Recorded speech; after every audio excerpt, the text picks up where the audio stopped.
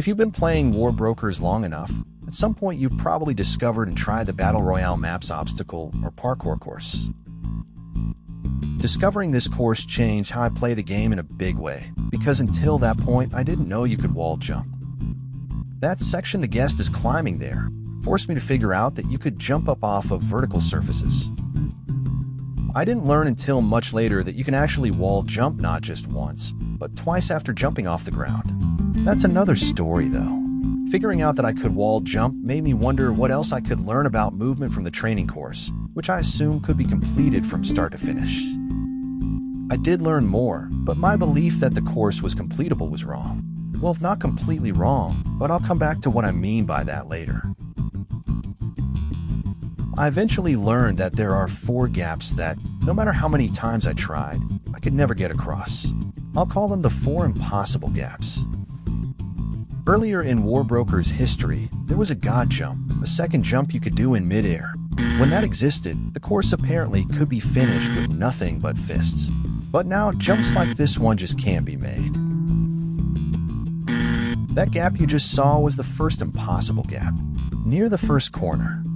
The second one is right after it. From this narrow pillar.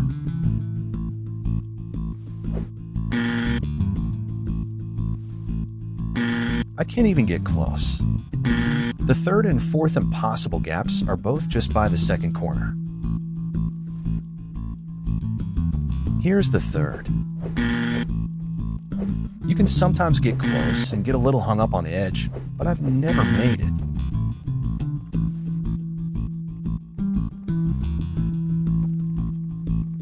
And here's the fourth, the last one. You can also almost make this one. So the third and fourth gaps are shorter than the first 2. Now, because of those 4 impossible to make jumps, most experienced players just do these last 3 legs of the course. Because there's pretty much nothing else to do while waiting for a Battle Royale match to start, you'll very often see players making their way across this section. Many have done it so many times it can be really automatic with your brain on autopilot. It can even be tedious, but it's better than doing nothing. If you're one of those players and you want to kill more time and want a bit more of a challenge, I've created this alternative route where you go from start to finish without touching the ground. Let's go through it. It uses the fence to bypass the first 2 impossible gaps, but you still touch that middle pillar using the fence. To skip the third and fourth jumps, I have 2 variations using the roof of the soccer field stands. For the first, you jump off the course directly up to an edge and wall jump onto the level just below the roof. Here it is. Then, from the top guardrail, jump out, turn back, and wall jump up to the roof. Finally, leap down to the corner beam after the fourth gap and just finish the rest of the course like you normally would. This route is a little more direct than the second, and so probably a little faster, but it's tricky to catch the edge here, so you'll likely make more errors. The other path instead uses a double wall jump on this thin, smooth vertical band to get up to the same level, and then everything else is the same. Note that to get to the roof from that top guardrail, you need to be towards the back of the structure. Once you get to the roof, everything else is easy.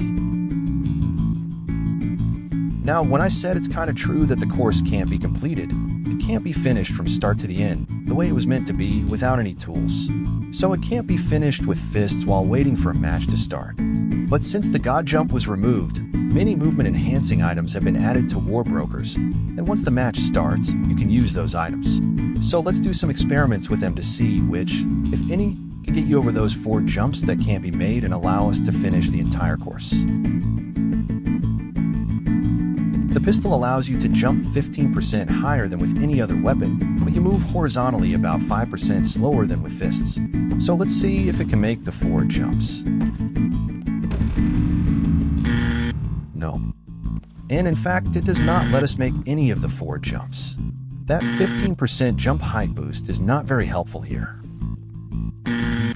The chicken's base speed is about 9% slower than when you have fists, but swinging it surges you 26.5% faster than its normal rate. Maybe it will be enough.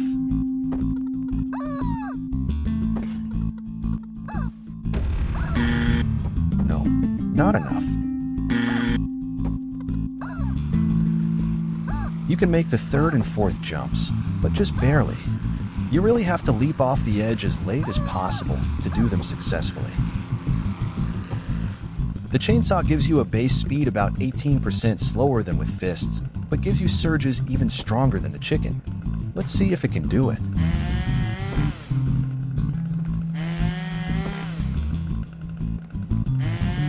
That one's easier to land than I thought it'd be. Success on the first 2 longer jumps, so it should work for the last 2 shorter ones. A warning though, the surge distances are mostly fixed, so you have to be careful not to surge too far.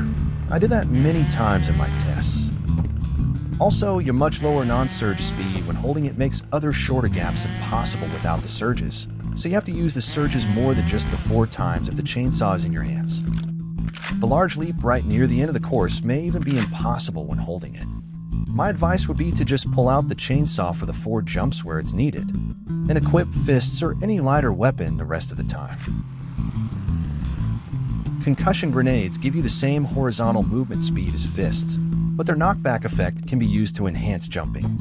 Seems likely it can get us over the gaps, but can we control the landings? Oof, barely. But we did it.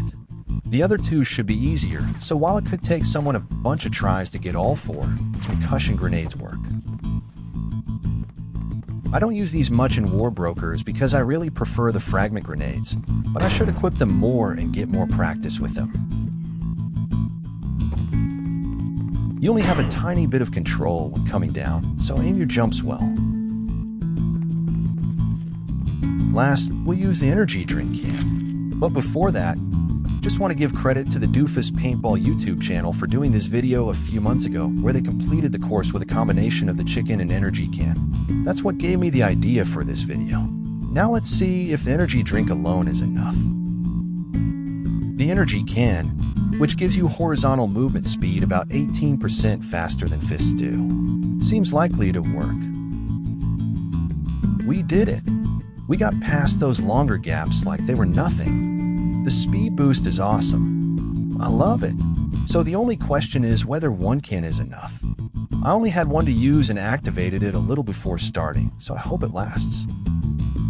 I actually ran out just before I jumped, but the can's speed boost can be buggy and last after the bar runs out sometimes. I was lucky. I still have the super speed even now. I think 1 drink can get you from the start to just past the 4th gap, but you could also delay using it until the first one, and it would definitely get you past the 4th. So now, just to summarize our experiment results. The pistol didn't work. The chicken partially worked. The chainsaw and concussion grenades worked, but the landings are tough to nail. And finally, the energy drink worked perfectly. I've got to say, it was really satisfying to finally complete the entire course after so many years. If you feel like trying to do it yourself with any of these tools, I have a few tips. First, try to be quick. Find your items and complete the course before the gas comes, though you might possibly be able to do it in the gas with a bunch of health items. Also, try to clear the area of any other players before you start, and maybe even have a duos partner covering you, because people will just shoot you while you're trying to do the course. So inconsiderate. They couldn't wait till I was finished. If you aren't interested in using the tools, maybe give my modified route a try while waiting for your next match. Also, credit to the Great War Brokers Wiki, the source of all my game information and weapons details. Links are in the description. Thanks for watching. If you like my videos, please like and subscribe to support the channel.